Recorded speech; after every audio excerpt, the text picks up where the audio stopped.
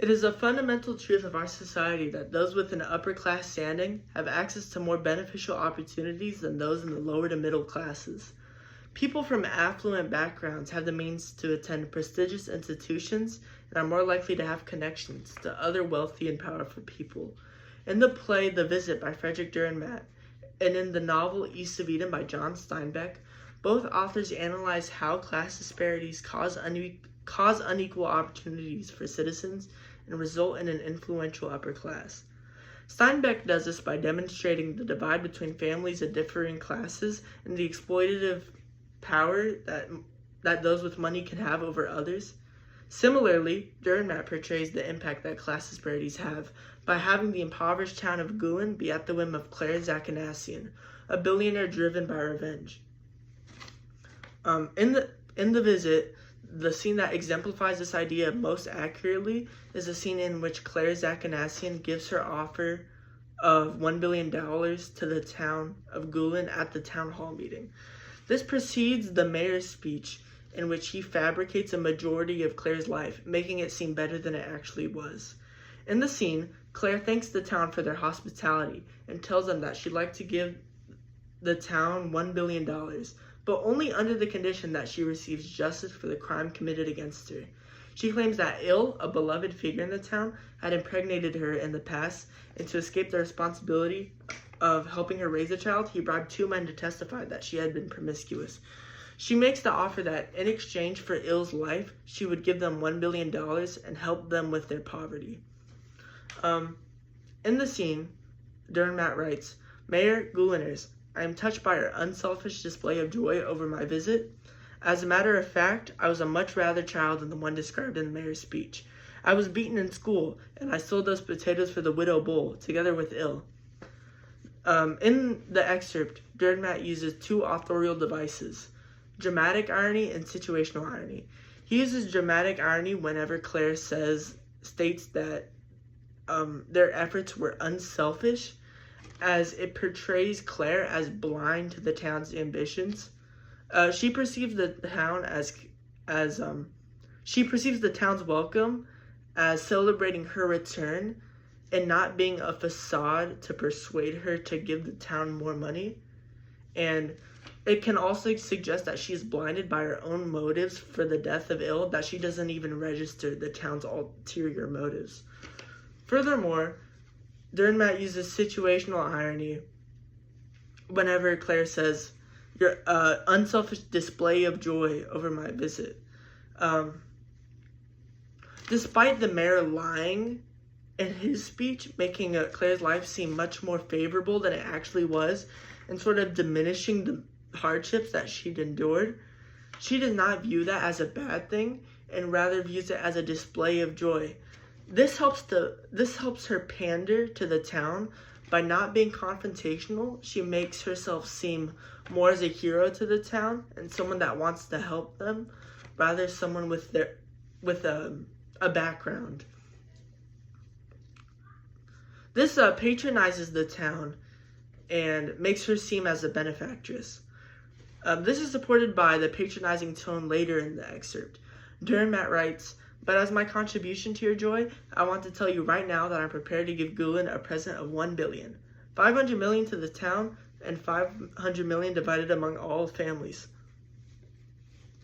Sorry. The patronizing tone in this section is significant because it shows that Claire wants herself to be viewed as a benefactress, and she's placing herself above all of the lower class citizens of Gulen, and she wants herself to seem more favorable to them and someone that can save them of their terrible condition. This speaks of the power that the class of the extremely wealthy has in our world. Similarly to the strategies used by Claire, political action committees typically use the prospect of wealth and funding to influence policies that a party or individual votes on.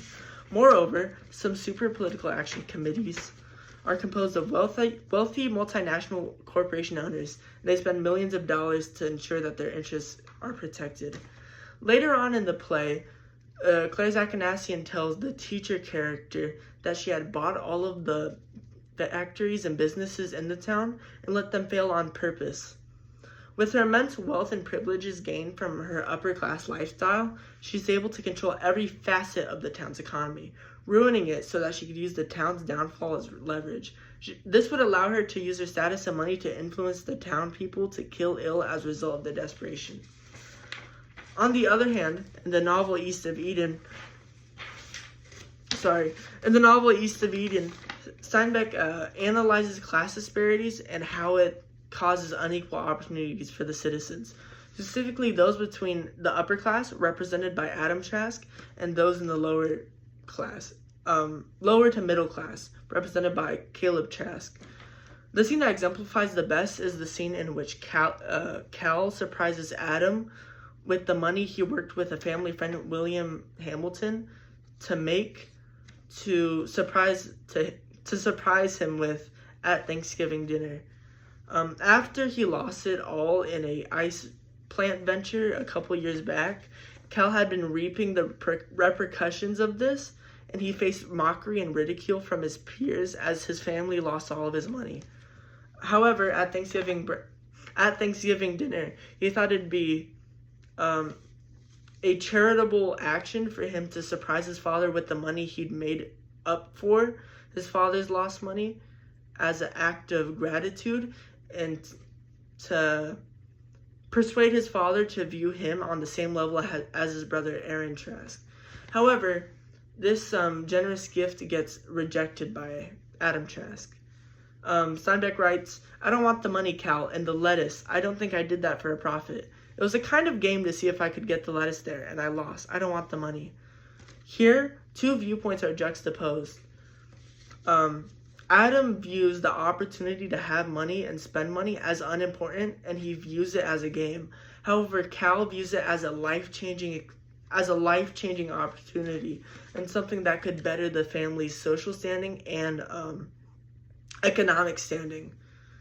By rejecting this gift of the money, Adam opposes Caleb's viewpoint directly and sort of shuns his thinking. Furthermore, the money symbolizes Cal's want for a better life, and it speaks to how he never really had the opportunity to spend money or have the opportunity to have money as an adolescent. Later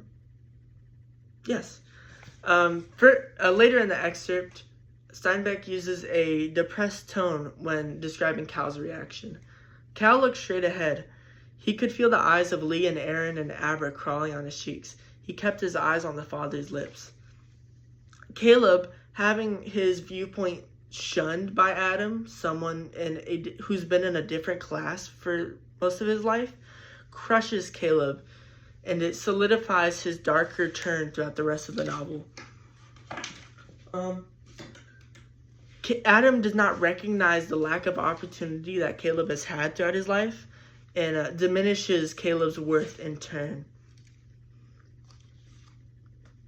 In earlier scenes, Adam, before he lost his money, sent his kids to a grammar school in the western part of Salinas. This is a significant scene because it shows the divide between the quality of education that the affluent kids of Salinas receive and the education that the lower class kids receive.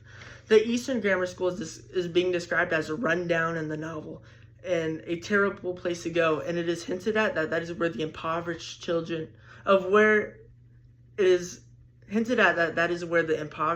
of Salinas go to receive their education. However, this is before Adam lost all of his money. Adam decides to send his two kids, Aaron and Cal, to the Western Grammar School, or the better one.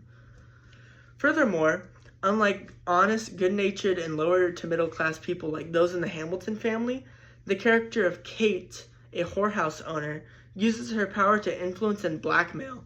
She uses her wealth and reach for cruelty, and she is solely interested in gaining power. The blackmail symbolizes how the corrupt nature that those in the upper class can have.